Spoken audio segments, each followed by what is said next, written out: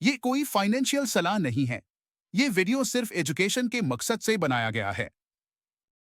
आज हम एक बेहद महत्वपूर्ण विषय पर चर्चा करेंगे, क्या म्यूचुअल फंड्स टैक्सेबल होते हैं। अगर आप म्यूचुअल फंड्स में निवेश कर रही हैं या निवेश करने की सोच रही हैं, तो टैक्सेशन का यह विषय समझना बेहद जरूरी है। तो चलिए, बिना किसी देरी के शुरू करते हैं। जी हाँ, म्यूचुअल फंड्स पर मिलने वाले रिटर्न्स पर टैक्स लागू होता है। चाहे वह कैपिटल गेन्स हो या डिविडेंड इनकम, दोनों पर टैक्सेशन के अलग अलग नियम हैं।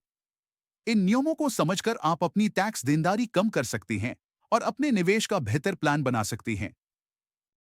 जब आप म्यूचुअल फंड यूनिट्स को बेचते हैं और उससे प्रॉफिट कमाते हैं, तो इसे कैपिटल गेन्स कहा जाता है। यह दो प्रकार के हो सकते हैं।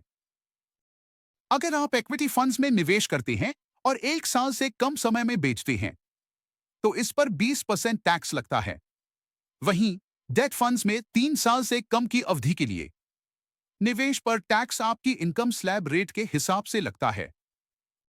अगर आप इक्विटी फंड्स को 1 साल से ज्यादा समय तक रखते हैं, तो सालाना 1.25 लाख रुपए तक का प्रॉफिट टैक्स फ्री है। इसके ऊपर का प्रॉफिट 12.5% एलटीसीजी टैक्स के तहत आता है।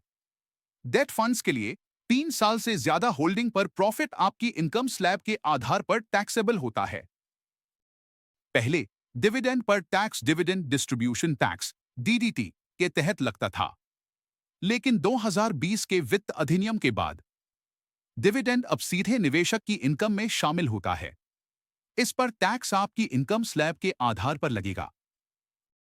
अगर एक वित्तीय वर्ष में आपको 5,000 रुपए से ज्यादा का डिविडेंड मिलता है, तो उस पर 10% TDS tax deducted at source लागू होता है। आप इसे अपनी टैक्स रिटर्न में कवर कर सकते हैं। जब आप म्यूचुअल फंड्स की इक्विटी यूनिट्स खरीदते या बेचते हैं, तो आप पर सिक्योरिटीज ट्रांजैक्शन टैक्स एसटीटी भी लगता है। एसटीटी की दर लगभग 0.001% होती है। हालांकि यह केवल इक्विटी फंड्स पर लागू होता है। डेट फंड्स पर एसटीटी लागू नहीं होता। अगर आप टैक्स बचाना चाहते हैं, तो आप ELSS equity linked savings scheme में निवेश कर सकते हैं।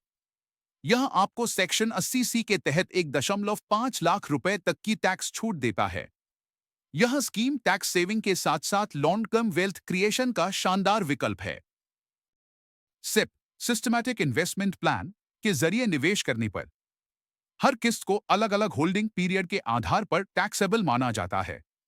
इसलिए टैक्स कैलकुलेट करते समय यह ध्यान रखना जरूरी है कि हर सेप का होल्डिंग पीरियड अलग हो सकता है। इक्विटी फंड्स में लंबे समय तक निवेश करने पर टैक्स की देनदारी कम होती है। टैक्स सेविंग फंड्स का उपयोग करें। ईएलएसएस में निवेश करके आप टैक्स छूट का फायदा उठा सकते हैं। प्लानिंग के साथ निवेश करें। टैक्स को ध्यान में रखते हुए निवेश प्लान बनाएं। म्यूचुअल फंड्स टैक्स एफिशिएंट निवेश विकल्प है, लेकिन सही टैक्सेशन नियमों की जानकारी होना बहुत जरूरी है। अपनी इनकम, होल्डिंग पीरियड और फाइनेंशियल गोल्स को ध्यान में रखते हुए आप अपने निवेश का बेहतर प्लान बना सकते हैं। आशा है कि आप इस कॉन्सेप्ट को समझ गए होंगे। ऐसे ही और भी उपयोगी जानकारी के लिए profitnama.com चैनल को सब्सक्राइब करें और हमारी वेबसाइट पर विजिट करें। साथ ही इस वीडियो को शेयर करें। धन्यवाद।